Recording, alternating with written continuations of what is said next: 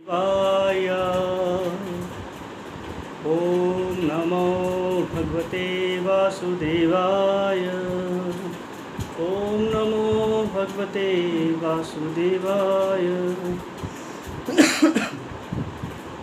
नारायणं नमस्कृत्यं नरं चैव नरोत्तमं देवीं सरस्वतीं व्यासं ततो जयमुदीरये। नष्टप्रायेषु अभद्रेषु नित्यं भागवत सेवया भगवते उत्तम श्लोके भक्तिर्भवति नैष्ठिकीम्।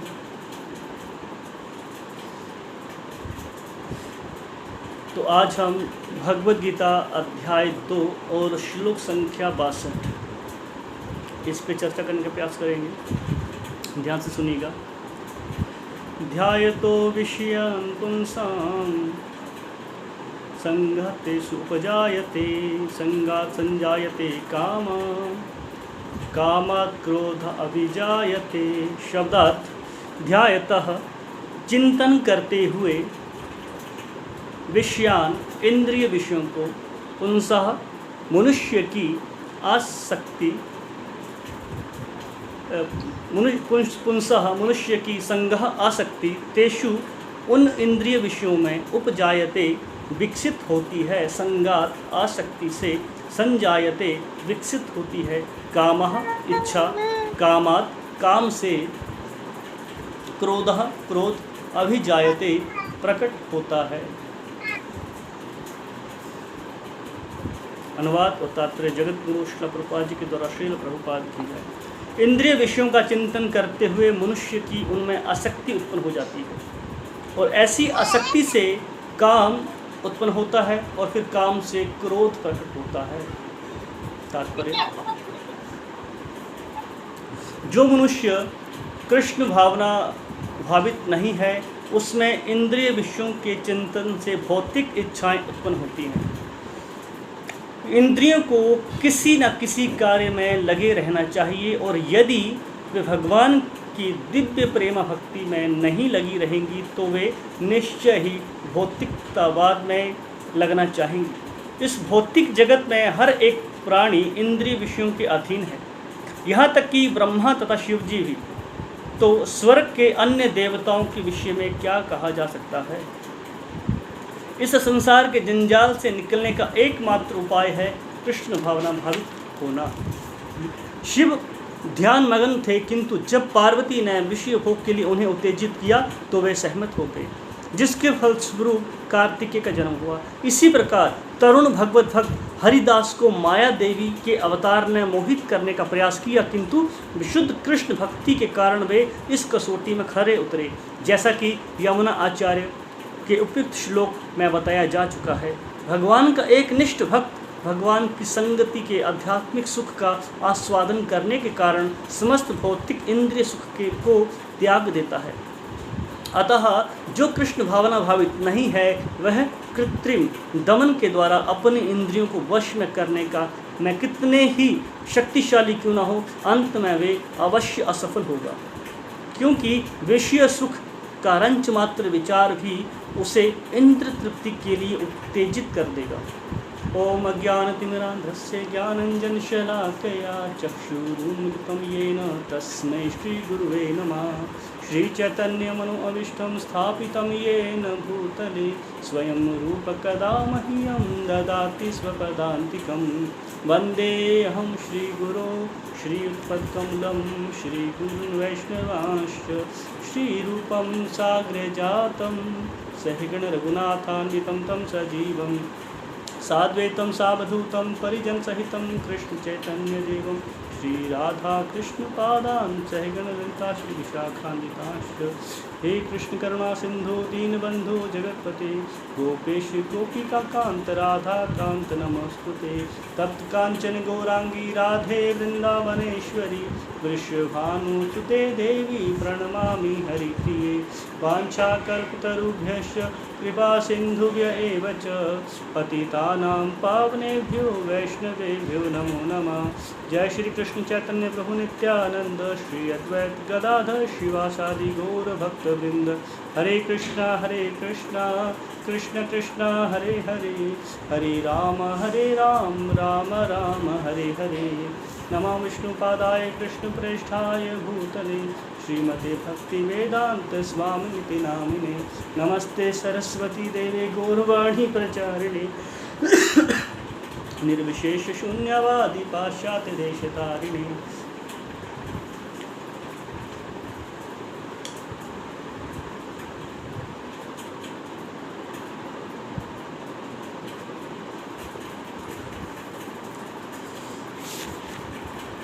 ध्यायतो विषयान् पुंसः संगस्तेषु उपजायते संगात् संजायते कामः कामात् क्रोधः विजायते। इंद्रिय विषयों का चिंतन करते हुए मनुष्य की उनमें आसक्ति उत्पन्न हो जाती है और ऐसी आसक्ति से काम उत्पन्न होता है और फिर काम से क्रोध प्रकट होता है। तो बहुत सुंदर श्लोक है। तो ये श्लोक जैसे अक्सर पिछले कल भी कहा था, जो श्लोक संख्या 54 में अर्जुन ने प्रश्न पूछा था, अभी तक भगवान अर्जुन के उन 4 प्रश्नों का उत्तर दे रहे हैं।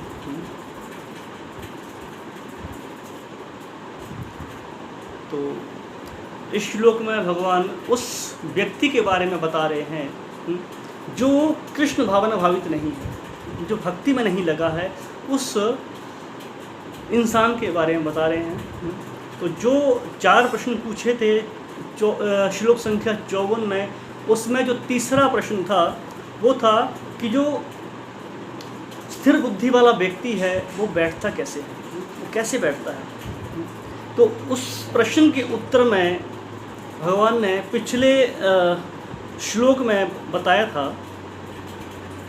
कि जो व्यक्ति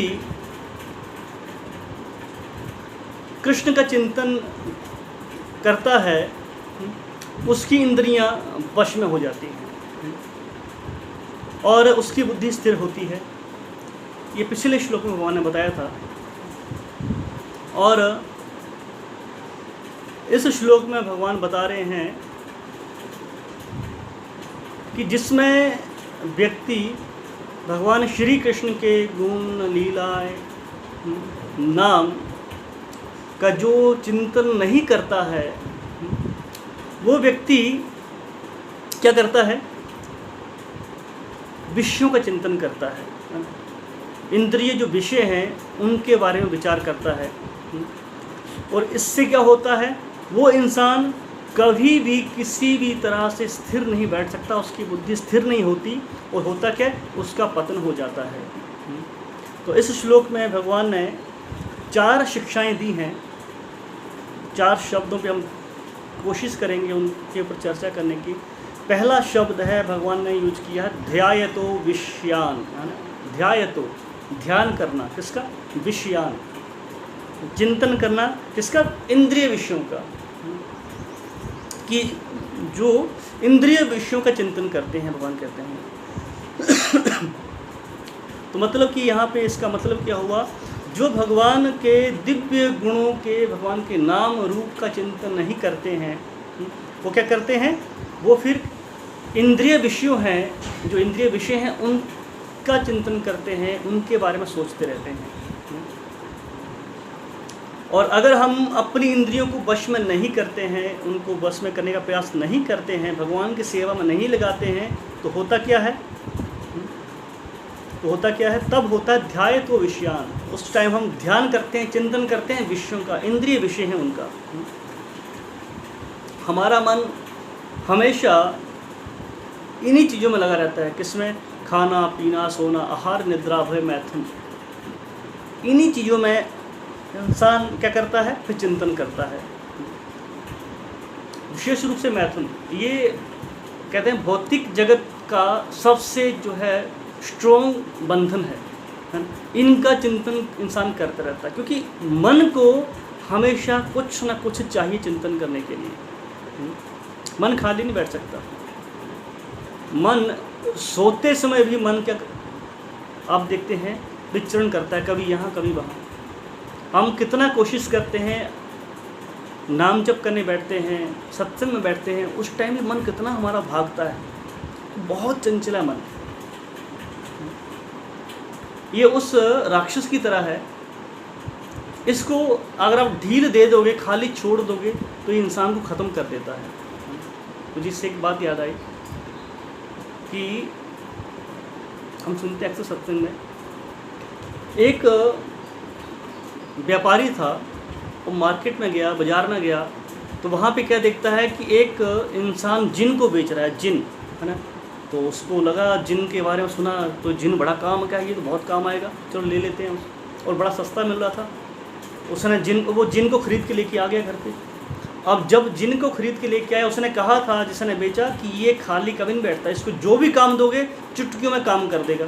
तो उसने लालच में आके जिन को ले लिया कि मेरा तो बहुत बड़ा व्यापार है ना। दिल्ली में फैक्ट्री है मेरी, पंजाब में फैक्ट्री है, मुंबई में फैक्ट्री है, मतलब कि मेरे इतने सारे बिजनेस हैं, इतने मेरे काम धंधे हैं मेरे, तो मेरा बहुत फ़ायदा होगा, कितने एम्प्लॉय का पैसा बचेगा, ये अकेला काम कर देगा। सोचा मैं जिन को ले लेता हूँ। उसने जिन ले तो लिया। अब घर जैसे जिन को लेके आया, तो जो भी काम बताए चुटकी में काम करके ख़त्म कर दे, चुटकी में काम ख़त्म कर दे, जो भी काम बताया चुटकियों में काम ख़त्म कर दे। वो परेशान हो गया। और उसने ये बात कही थी जिसने बेचा था, अगर इस जिन को काम नहीं दोगे तो ये तुम्हें खा जाएगा, इसको हमेशा काम चाहिए, इसको मतलब फ्री नहीं छोड़ना है। और वो बहुत परेशान हुआ कि जितना भी काम दो, ये हर काम को बहुत फास्ट करता है, तो करूँ क्या। इतने में एक संत महात्मा आए, उनसे पूछा, तो उन्होंने कहा देखो, इसको काम चाहिए ना, जब काम हो उसको काम में लगा दो, और जब काम ना हो तो एक क्या करो, एक आंगन में बांस गाड़ दो और इसको बोलो ऊपर चढ़ो नीचे उतरो, ऊपर चढ़ो नीचे उतरो। जब काम हो काम बता दिया, जब काम ना हो तो इसको काम दिया ऊपर नीचे चढ़ने का, इसको खाली छोड़ो ही मत। उसको काम भी दे दिया, जब काम ना हो तो ऊपर नीचे चढ़ता रहता था। इसी तरह हमारा मन है, इस मन को खाली छोड़ दो आप बस थोड़ी देर के लिए। जैसे हम सत्संग कर रहे हैं, हम लोग सत्संग करते समय के सबके कान खुले हुए हैं, आंखें टिकी हुई हैं सामने कि सत्संग चल रहा है। अगर सोचो मैं 2 मिनट के लिए मोबाइल को अनम्यूट कर दूं और सबको फ्री छोड़ दूं, होगा क्या? आपस में बातें शुरू हो जाएंगी। हम क्यों शांत बैठे हुए हैं? क्योंकि सबका सेंटर पॉइंट क्या है इस टाइम? कृष्ण कथा है। तो जैसे हमारा मन कृष्ण के प्रति केंद्रित होता है, आज दुनिया में अशांति क्यों है? सबके मन क्या है, अलग अलग दिशाओं में भाग रहे हैं, और सबका एक लक्ष्य हो जाए। जैसे देखते हैं भगवान राम ने सेतु बनाया, कितने बानर, रीछ, है ना, सब लगे हैं पुल बनाने के लिए। जब बताया गया है भगवान श्री राम सेतु पे चलते हैं लंका की तरफ, तो जितने भी बड़े बड़े मगरमच्छ, शार्क मछली, वेल मछली, इतने बड़े जानवर सारे के सारे उस पुल की तरफ आ जाते हैं भगवान राम के दर्शन करने के लिए। छोटी मछली को बड़ी मछली खा जाती है, मगरमच्छ छोटी मछली को खा जाते हैं, बंदरों को खा जाते हैं, पर सब भूल गए एक दूसरे को कि हाँ ये मेरा भोजन है। सबका लक्ष्य क्या हो गया? भगवान श्री राम। आज दुनिया में अशांति क्यों है? कि सब जो है भगवान श्री राम से हटे हुए हैं। सब आज अपने भौतिक इंद्रियों को संतुष्ट करने में लगे हुए हैं। मतलब वो भगवान कृष्ण के गुणों का ध्यान नहीं करते। क्या करते हैं? विषयों का ध्यान करते हैं। जो विषय का ध्यान करेगा वो इंसान कभी खुश नहीं होगा। भगवान गीता में कहते हैं, 3 अध्याय के 6 श्लोक में कहते हैं कि जो कर्म इंद्रियों को तो वश में करता है, कर्म इंद्रियां जो है उनको तो वश में करता है, पर जिसका मन इंद्रिय विषयों का चिंतन करता रहता है, कहते हैं वो निश्चित रूप से क्या करता है? स्वयं को धोखा देता है। वो अपने आप को धोखा दे रहा है, दूसरों को नहीं। हम सोचते हैं हम भजन कर रहे हैं, भजन हम दुनिया को दिखाने के लिए कर रहे हैं, पर सच में ईमानदारी से झांक के देखें तो क्या हम भजन कर रहे हैं? हमें बहुत कहते हैं ना, ध्यान करना चाहिए इन चीज़ों का। हमें कोशिश करती रहनी चाहिए हमें कि डेली हम, है ना, चिंतन करें कि मैंने पिछले कल जो मैं था उसके मुताबिक, उसके मुकाबले क्या आज मेरे अंदर थोड़ा सा चेंज आया? क्या मेरा नाम जब थोड़ा सा सुधरा? तो धोखा देता है वो अपने आप को। मिथ्याचारी कहलाता है वो इंसान, मिथ्याचारी। प्रभुपाद जी के श्रील प्रभुपाद जी के जो गुरुदेव थे भक्ति सिद्धांत सरस्वती ठाकुर, वो अकेले में भजन करने के लिए मना करते थे। उनका कहना था कि हर भक्तों को क्या करना चाहिए, एक साथ बैठ के भजन करना चाहिए, एकांत में भजन नहीं करना चाहिए, भक्तों का संग को छोड़ के भजन नहीं करना चाहिए। मैं कहता हूँ सुबह हमें मोबाइल ऑन करके सामने बैठना है जप करने के लिए। हम क्या करते हैं, वीडियो ऑफ कर देते हैं। अब पीछे क्या कर रहे हैं, अब सब्जी काट रहे हैं या फली काट रहे हैं, क्या कर रहे हैं पता नहीं, माला कर रहे हैं, बात कर रहे हैं पता नहीं, या वीडियो में गेम खेल रहे हैं, मोबाइल में गेम खेल रहे हैं। क्यों? हमें संग में बैठकर जप करना है, अकेले कभी नहीं बैठना है। क्योंकि अकेले में बैठोगे तो चिंतन करोगे विषयों का, क्योंकि यहाँ सामने देखेंगे आपको कि माला कर रहा है कि नहीं कर रहा है, आपकी गर्दन के हाव भाव दिख जाएंगे, है ना, कि हाँ बाकी में जप कर रहा है ये। पर जैसे आप अकेले बैठोगे तो फिर आप लूज पड़ जाओगे या तो नींद आ जाएगी, ऐसा होता है। तो अकेले में भक्ति सिद्धांत सरस्वती ठाकुर भजन करने के लिए मना करते थे। तो श्री रूप गोस्वामी लिखते हैं, आदो श्रद्धा ततो साधु संगत भजन क्रिया, कि पहले क्या करना चाहिए, भक्ति की जो प्रारंभ होता है, भक्ति की शुरुआत होती है श्रद्धा से होती है, श्रद्धा के रूप में होती है, श्रद्धा बहुत जरूरी है। फिर साधु संग होता है, साधु संग के साथ भजन क्रिया होती है। अगर आप साधु संग नहीं करते हैं तो भजन क्रिया नहीं होगी आपकी, अब जितना भी कोशिश कर लो कभी भी आप भक्ति में आगे नहीं बढ़ पाओगे। इसलिए करना क्या है, हमें भक्तों का संग करना है। और हम भक्तों का संग नहीं करते हैं, साधु संग नहीं करते हैं, तो क्या करते हैं, भजन क्रिया का दिखावा करते हैं, और भजन क्रिया के नाम पर फिर विषयों का चिंतन करते हैं। दुनिया सोचती कि बड़ा अच्छा भजन कर रहा है, माला 16 माला कर रहा है, रोज़ मैसेज आता है कि आज 16 माला करी, 32 माला करी, और कैसे करी वो अच्छी तरह से खुद जानता होगा। इसी बात से मुझे याद आया, श्रील प्रभुपाद जी के एक शिष्य थे। जब मायापुर का टेम्पल बन रहा था, तो मायापुर का मंदिर जब बन रहा था, तो प्रभुपाद जी के एक शिष्य थे। तो प्रभुपाद जी से बड़ी जिद करते थे, बड़े जिद्दी शिष्य थे वो। जिद किस बात की करते थे कि प्रभुपाद जी मेरे लिए अलग कुटिया बना दो, मैं अकेले में रह के भजन करना चाहता हूँ। बड़ी जिद करते थे वो। कहते थे मैं हरिदास ठाकुर की तरह डेली 3 लाख नाम जप करना चाहता हूँ, डेली 3 लाख नाम जप करूँगा। रोज़ कहते थे प्रभुपाद जी से कि प्रभुपाद जी मेरे लिए कुटिया बना दो अलग से। प्रभुपाद जी कहते थे देख तेरे बस की बात नहीं है। जो गुरु जानता है कि सामने वाले की क्या औकात है, क्या योग्यता है, तो कहते नहीं गुरुदेव प्रभुपाद जी मेरे लिए कुटिया बनाओ, मैं डेली करूँगा, प्रभु में इच्छा डेली करूँगा। नहीं माना, जिद करी, प्रभुपाद जी ने कुटिया बना दी। एक दिन 3 लाख नाम किया। प्रभुपाद जी कहते कभी किसी का नकल नहीं करनी चाहिए, अनुकरण नहीं करना है, अनुसरण करना है, अनुकरण नहीं करना है। तो वो क्या करते, अनुकरण करने की कोशिश करते थे कि भक्ति श्री हरिदास ठाकुर 3 लाख नाम करते तो मैं भी करूँगा। तो प्रभुपाद जी ने कुटिया तो बना दी। एक दिन 3 लाख नाम जप करा, दूसरे दिन 3 लाख नाम जप किया, तीसरे दिन वो भी नहीं हुआ, चौथे दिन वो भी नहीं हुआ। धीरे धीरे धीरे धीरे वो भक्तों के संग से तो हटा, बाद में बिल्कुल ही हट गया। अब कहाँ गया पता ही नहीं चला, वो भक्ति गायब हो गया।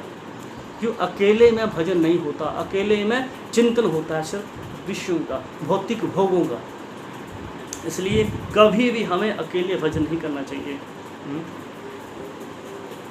प्रभुपाद जी लिखते हैं गीता में 3 अध्याय में लिखा, 3 अध्याय के 6ठे श्लोक में लिखते हैं कि ऐसे बहुत मिथ्याचारी लोग होते हैं, बहुत मिथ्याचारी भक्त होते हैं, ऐसे व्यक्ति होते हैं जो क्या करते हैं, कृष्ण भावनामृत में कार्य तो नहीं करते, पर क्या करते हैं, ध्यान का दिखावा करते हैं, ध्यान का दिखावा करते हैं। पर होता क्या है, वो अंदर ही अंदर विषयों का चिंतन करते हैं। इसलिए प्रभुपाद जी कहते हैं, उससे अगले श्लोक में 7वें श्लोक में कहा 3 अध्याय में कि जो इंद्रिय सुख के लिए करना, उनको इंद्रिय सुख है, पर दिखाना भक्ति है कि मैं भक्ति कर रहा हूँ, और अंदर ही अंदर क्या करते हैं, भोग करते हैं। लोगों के सामने तो साधु बनते हैं, पर पीछे से के छद्म योगी होते हैं, ढोंगी होते हैं, मिथ्या वेश धारण करते हैं। प्रभुपाद जी शब्द लिखते हैं वहाँ पे। जीवन का लक्ष्य क्या होता है उनका लक्ष्य होता है इंद्रिय भोग करना। तो जो भवबंधन से मुक्त होना चाहता है, जो भक्ति में आगे बढ़ना चाहता है, उसको क्या करना चाहिए? ढोंगी नहीं बनना चाहिए। प्रभुपाद जी कहते हैं उससे अच्छा है कि अपने भौतिक कर्मों को अच्छी तरह से करो, पर दिखावा मत करो। आप अंदर और बाहर से दोनों एक जैसे होने चाहिए, उसे कहते हैं भक्त। हम हैं नहीं, पर हमें प्रयास करना चाहिए। प्रयास करेंगे तभी तो एक दिन हो पाएंगे। वैसे जीवन का लक्ष्य है हमारा भगवान विष्णु की संतुष्टि, भगवान कृष्ण को खुश करना, ये हमारा जीवन का लक्ष्य होना चाहिए। और ये तभी हो सकता है जब हम अपनी इंद्रियों को भगवान की सेवा में लगाएंगे, अदरवाइज नहीं हो सकता। जो निष्ठावान भक्त होते हैं वो क्या करते हैं? दिखावा नहीं करते, वो अंदर बाहर से एक जैसे होते हैं। वो विषयों का चिंतन नहीं करते। क्यों विषयों का चिंतन क्यों नहीं करते? वो इंद्रियों को भगवान की सेवा में लगा देते हैं। जैसे उस इंसान ने क्या किया? उस जिन को काम में लगा दिया। जब काम ना हो तो क्या किया? बांस पे ऊपर चढ़ना नीचे उतरना लगा दिया। वैसे भक्त को क्या होना चाहिए? हमेशा भगवान का नाम करते रहना चाहिए। कुकिंग कर रहे हो तो भगवान का हरि नाम लीजिए, कपड़े धो रहे हो तो हरि नाम लीजिए, ऑफिस से काम कर रहे हो तो मन ही मन चिंतन करिए भगवान का। पर खाली दिमाग शैतान का घर कहते हैं, अपने दिमाग को खाली मत रखिए। प्रभुपाद जी कहते हैं कि जो लोगों को, खासकर है ना, जो मासूम जनता है, उनको लोग ढोंगी साधु ठगते हैं, भक्ति के दिखावा करते हैं कि मैं बहुत बड़ा संत हूँ, महात्मा हूँ, पर एक जो कि भोली भाली जनता उनको ठगते हैं।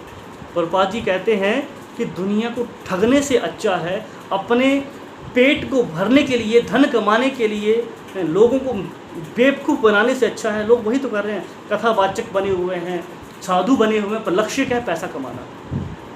प्रभुपाद जी कहते हैं उससे अच्छा है कि सड़क पे झाड़ू लगाने वाला इंसान ज़्यादा श्रेष्ठ है, ज़्यादा महान है उस ढोंगी से, जो सड़क पे झाड़ू यानी भंगी कहते हैं जिसे, वो ज़्यादा श्रेष्ठ है।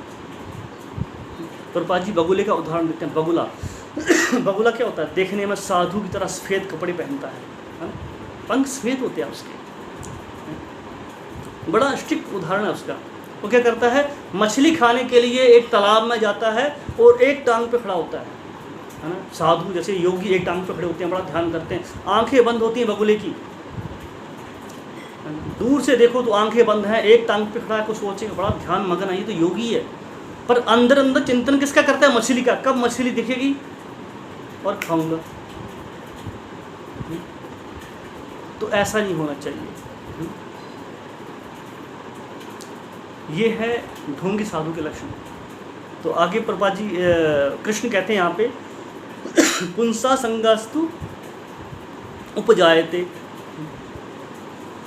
पुंसा संगेषु उपजायते, मतलब कि मनुष्य की उनमें आसक्ति उत्पन्न हो जाती है। यहाँ पुंसा शब्द यूज करते हैं भगवान। पुंसा का अर्थ क्या लिखा है यहाँ पे? पुंसा लिखा है तात्पर्य मनुष्य की, है ना, मनुष्य। पुंसा मतलब मनुष्य। तो यदि मनुष्य जो है विषयों का ध्यान करता है, विषयों का चिंतन करता है, तो उसकी क्या होता है? उन विषयों के प्रति सॉरी आसक्ति उत्पन्न हो जाती है। तो यहाँ पर क्योंकि मनुष्य के अंदर रजोगुण की प्रधानता होती है, रजोगुण प्रधान है हमारे अंदर। गीता में भगवान कहते हैं 14वें अध्याय में कि रजो रागात्मकम विद्धि तृष्णा संग समुद्भवम, कि रजोगुण जो है, कहते हैं रजोगुण को रागात्मक जानो। कि मतलब कि इसका क्या है?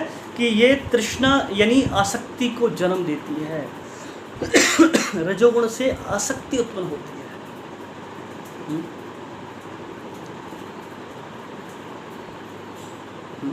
तो रजोगुण से आसक्ति उत्पन्न होती है।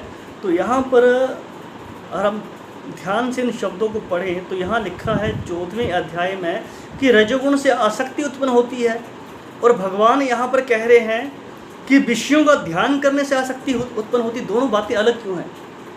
14वें अध्याय में कहा रजोगुण से आसक्ति उत्पन्न होती है, और इस श्लोक में भगवान कह रहे हैं क्योंकि विषयों का ध्यान करने से आसक्ति उत्पन्न होती है। दोनों बातों को कैसे समझें? तो इस बात को समझने के लिए हम एक छोटा सा उदाहरण ले सकते हैं कि जैसे ईंधन होता है ना, माना केरोसिन ऑयल ले लो या पेट्रोल ले लो, उससे क्या होता है, आग उत्पन्न होती है।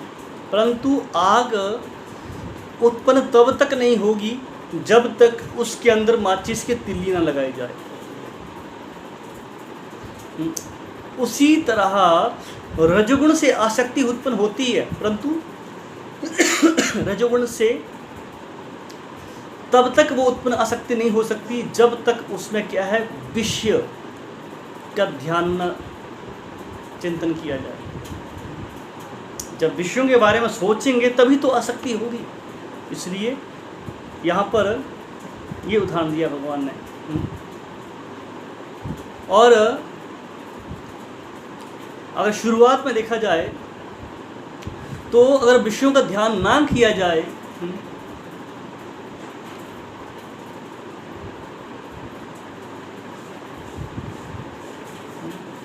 और सत्वगुण पर देखा जाता है, सत्वगुण में जैसे इंसान आता है तो सत्वगुण में होता क्या है, इंसान विषयों का ध्यान करने में, और विषयों का ध्यान करता भी है सत्वगुण में आकर, तो उसकी रुचि यानी उसकी आसक्ति उत्पन्न होती है। आसक्ति उत्पन्न होती है रजोगुण में। पर जैसे कोई सत्वगुण के लेवल पे आता है तो फिर क्या होता है, उसकी विषयों में आसक्ति उत्पन्न नहीं होती, उस टाइम नहीं होती। आसक्ति का मतलब क्या है, आसक्ति कहते किसे हैं? आसक्ति का मतलब है, इसके एक सिंपल अर्थ ले सकते हैं। आसक्ति का मतलब है अनुराग, किसी के अंदर राग पैदा हो जाना, है ना, राग उत्पन्न होना, उसके बारे में बार बार सोचना, उसके बारे में, उसे कहते हैं अनुराग। तो यहाँ पर अनुराग का अर्थ क्या है, इसे हम कैसे समझें? वो है कि विषयों का ध्यान करने से मनुष्य क्या होता है, उन विषयों के बारे में बार बार सोचता है। मतलब कि उसका अनुराग उत्पन्न होता है, उससे उसकी मित्रता हो जाती है। एक शब्द आप ये यूज कर सकते हैं, बार बार उनके बारे में सोचने से।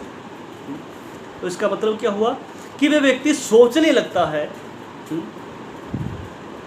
कि इस विषय सुख को प्राप्त करना ही मेरा क्या जीवन का लक्ष्य है।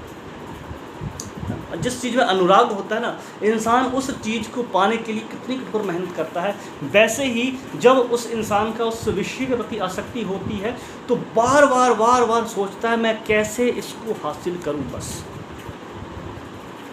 जैसे जो इंसान शराबी है ना, जो नशा करता है, अनुराग होता है उसके अंदर, पागल हो जाता है उसे ना मिले तो। कहता है शराबी को शराब ना मिले तो घर के बर्तन बेच देता है, पर पिएगा जरूर। जुआरी को जुआ खेलना है, पैसे नहीं, घर बार बेच देगा, ज़मीन जायदाद बेच देगा, पर खेलेगा जरूर। कैसे मैं खेलूं, आग लगी रहती है। जैसे बिलम मंगल ठाकुर की कथा आती है, उसमें भी वैसे ही है।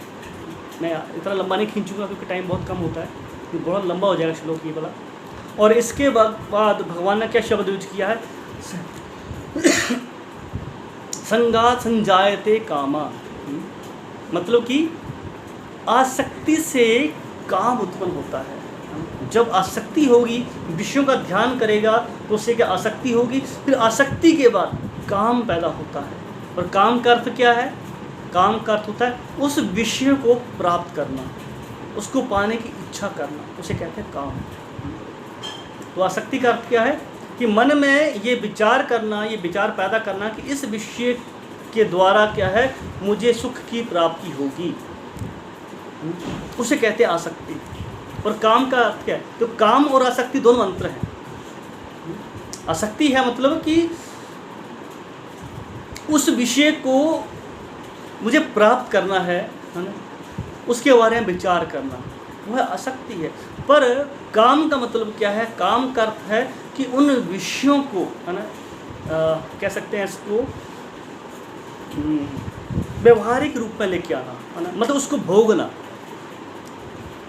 वहाँ इच्छा करी और यहाँ भोगा, मतलब यहाँ पे इच्छा करी मुझे ये चीज़ खानी है, ये है इच्छा, है ना, पर इसको खाना ये है काम। दोनों में अंतर है।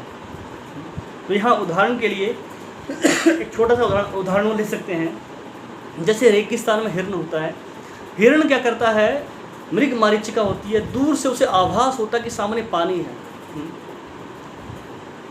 तो ये जो देखता है, जो आभास होता है कि मैं उसके निकट जाऊंगा तो मेरी प्यास बुझ जाएगी, उसे कहते हैं आसक्ति। वो आसक्ति है। पर जब उस हिरण को जो जल, जो माया है, जो कि मृग मरीचिका है, जो जल है नहीं है, तो जब उसके पीछे भागने लगता है उसको हासिल करने के लिए, वो है काम। दोनों में अंतर है। तो आसक्ति का मतलब है कि केवल कार्य क्षेत्र जो है इंसान का, इंद्रियां हैं, मन है, बुद्धि है, ये उसका आसक्ति का जो होता है कार्य क्षेत्र क्या होता है, मन होता है, इंद्रियां हैं, ये उसका कार्य क्षेत्र है, बुद्धि है। भगवान गीता में कहते हैं तीसरे अध्याय का 40वां श्लोक, तीसरे अध्याय के 40वें श्लोक में भगवान कहते हैं, इंद्रियाणि मनोबुद्धि अस्य अधिष्ठानम उच्यते एते विमोहयति एष ज्ञानम आवृत्य देहिनाम। भगवान कहते हैं वहाँ पर कहते हैं कि इंद्रियां जो हैं, इंद्रियां, मन, बुद्धि, ये क्या है, काम का निवास स्थान है। इंद्रियां, मन, बुद्धि काम का निवास स्थान है। और इनके द्वारा ये काम जो है जीवात्मा के जो वास्तविक ज्ञान है, उस ज्ञान को ढक लेता है, उस ज्ञान को ढक लेता है। और काम और प्रेम दोनों एक नहीं है, बहुत अंतर है दोनों में। ज़मीन आसमान का अंतर, जैसे ज़मीन और आसमान कभी मिल नहीं सकते, नदी के दो किनारे कभी मिल नहीं सकते, वैसे काम और प्रेम दोनों अलग है। कहते हैं इस भौतिक संसार में प्रेम नहीं है। हम जिसको प्रेम समझते हैं वो प्रेम नहीं है, वो काम है। प्रेम होता है निस्वार्थ। पर यहाँ जो भी रिलेशन है, बुरा मत मानेंगे, चाहे पति और पत्नी का रिलेशन, वो भी काम पे डिपेंड है। 2 महीने पति पत्नी के हाथ में सैलरी ना दे, प्रेम सामने आ जाएगा। हो सकता है पहले महीने नमक ज़्यादा होगा, दूसरे महीने मिर्ची ज़्यादा होगी, और तीसरे महीने हो सकता है संस्कृत में श्लोक भी उच्चारण करे पत्नी। ये है प्रेम। पिता पुत्र का प्रेम भी क्या है, काम पे आधारित है। माँ और पुत्र का प्रेम भी क्या है, काम पे आधारित है। क्यों? इच्छा है, बुढ़ापे का सहारा बनेगा, मेरी इच्छाओं को पूरी करेगा, मेरे लिए ये करेगा, ये इसे कहते हैं काम।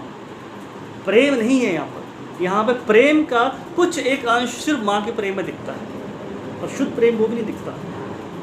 चैतन्य चरितामृत में बताया गया है, आत्मेन्द्रिय प्रीति वांछा तारे बलि काम, कृष्ण इंद्रिय प्रीति इच्छा धरे प्रेम नाम। कहते हैं वहाँ पे कि अपनी निजी इंद्रियों की तृप्ति के लिए जो इच्छा है उसे काम कहते हैं।